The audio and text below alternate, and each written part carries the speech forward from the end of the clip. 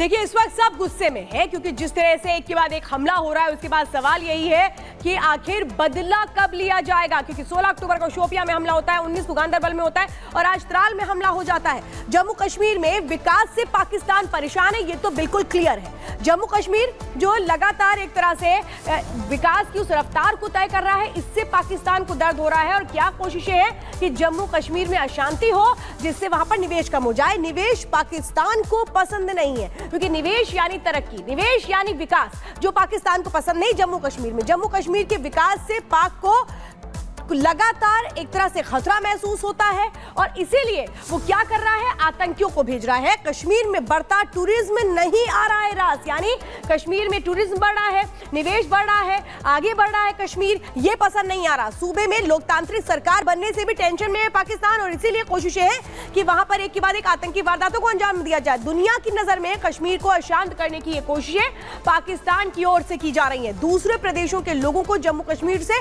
दूर करने की चाहत है और इसीलिए गैर कश्मीरियों को लगातार टारगेट किया जा रहा है और एक के बाद एक ये हमले इस ओर इशारा कर रहे हैं कि पाकिस्तान कैसे अस्थिर और अशांत करना चाहता है जम्मू कश्मीर को।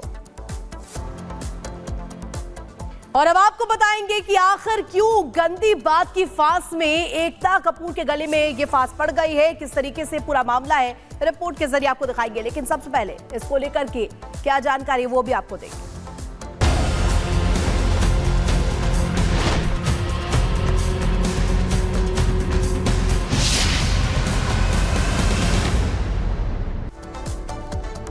तो देखिए लगातार मुश्किलें जो है एकता कपूर की बढ़ती हुई नजर आ रही है। गंदी बात की जो फांस है उनके गले पड़ चुकी है। इस बीच एक बड़ी खबर सामने आ रही है, एक बड़ी खबर बता दें, यहाँ पर अश्लील कंटेंट मामले में आज एकता कपूर की पेशी मुंबई, यहाँ पर देखिए किस तरीके से आज होने वाली है।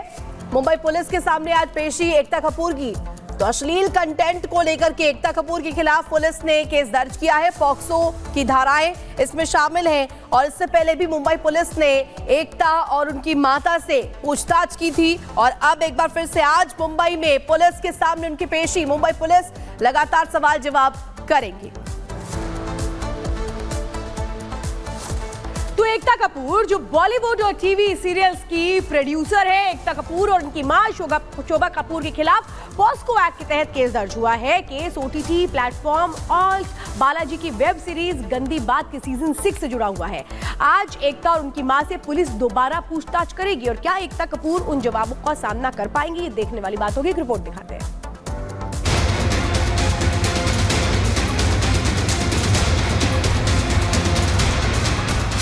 कानून के घेरे में टेलीविजन क्वीन,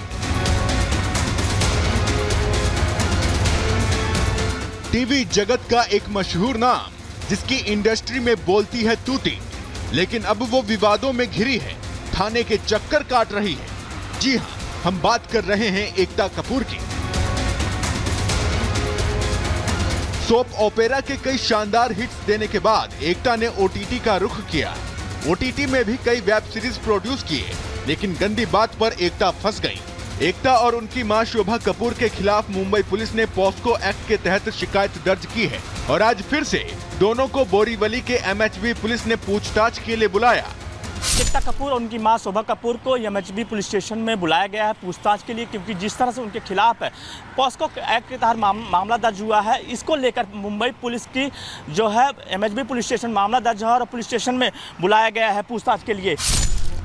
एकता कपूर और उनकी मां शोभा कपूर के खिलाफ पुलिस ने बाल संरक्षण अधिनियम की धारा 13, नाबालिग बच्चों के यौन शोषण की धारा 15, सूचना प्रौद्योगिकी अधिनियम 2067A, बीएनएस की धारा 295A और अन्य धाराओं के तहत मामला दर्ज किया है। दरअसल बोरीवली स्थित एमएचबी पुलिस थाने में एक स्थानीय नागरिक ने ऑल्ट बालाजी की पूर्व निर्माता एकता और उनकी मां शोभा के खिलाफ शिकायत दर्ज कराई है। सीरीज के एक एपिसोड में पॉक्सो एक्ट के नियमों का उल्लंघन करने वाले कुछ सीन दिखाए गए थे।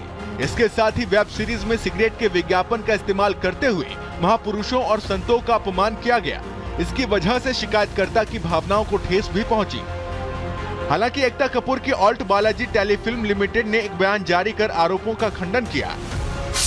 उनकी तरफ से कहा गया कि वेब सीरीज गंदी बात में पॉक्सो अधिनियम सहित सभी कानूनों का पूरी तरह से पालन किया गया है और नाबालिगों को आपत्तिजनक तरीके से नहीं दिखाया गया है। बयान में ये भी कहा गया है कि शोभा और एकता कंपनी के दिन प्रतिदिन के कामकाज में शामिल नहीं हैं और कंटेंट की रणनीति अलग अलग टीमें बनाती हैं। ये पहला मौका नहीं है कि किसी विवाद को लेकर निर्माता एकता कपूर का नाम सुर्खियां बटोर रहा हो। इससे पहले उनकी वेब सीरीज XXX को लेकर भी मामला कोर्ट तक पहुंचा था। Bureau report, Republic Bharat.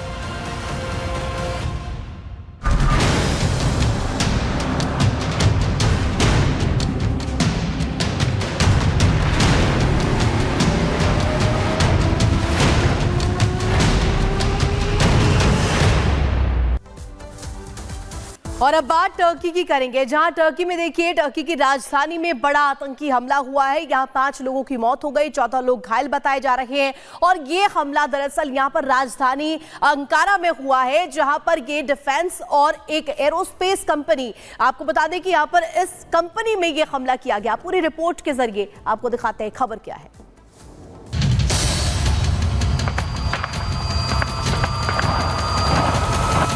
तुर्की के अंकारा में आतंकी हमला।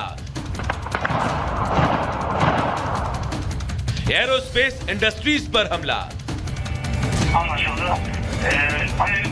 रक्षा कंपनी टूसैस पर आतंकी हमला। तुर्की पर आतंकी हमला हुआ। तुर्की की राजधानी अंकारा में हुए बम धमाकों में आतंकियों ने अंधाधुंध फायरिंग भी की। यह हमला अंकारा में डिफेंस और एरोस्पेस कंपनी के हेडक्वार्टर पर हुआ। तुर्की एरोस्पेस इंडस्ट्रीज देश के स्वदेशी विमान का उत्पादन करती है। तुर्की के गृह मंत्री ने बताया कि डिफेंस और एरोस्पेस कंपनी के हेडक्वार्टर पर हुए हमले में 4 लोगों की मौत हो गई। आतंकियों ने जब फायरिंग की, बम बरसाए तो चारों तरफ धुआं भर गया। इसके बाद फायरिंग की आवाज भी सुनाई दी। तस्वीरों में कुछ आतंकियों को फायरिंग करते हुए देखा जा सकता है। अभी तक किसी भी संगठन ने इस हमले की जिम्मेदारी नहीं ली है। हमले के बाद इमरजेंसी सर्विस को डिफेंस और एरोस्पेस कंपनी के हेडक्वार्टर भेजा गया है। तस्वीरों में आप साफ देख सकते हैं कि किस तरह तुर्की की राजधानी अंकारा दहल गई। अंकारा में हुए आत्मघाती हमले और घातक हमला कहीं न कहीं तुर्की के लिए बहुत बड़ा सदमा और खतरा हो सकता है। खतरा ये कि क्या कोई ऐसा ही दूसरा धमाका होगा। तुर्की के मंत्री ने कहा, तुर्की एरोस्पेस इंडस्ट्रीज के खिलाफ एक आतंकी हमला किया गया। दुर्भाग्यवश हमारे जवान शहीद हुए हैं और कई लोग घायल। विस्फोट और उसके बाद हुई फायरिंग के कारणों का खुलासा नहीं हुआ है। हालांकि सूत्रों के हवाले से खबर आ रही है कि ये आत्मघाती हमला था और हमले के बाद कुछ लोगों को बंदी भी बनाया गया। हालांकि अधिकारियों ने इसकी पुष्टि नहीं की है।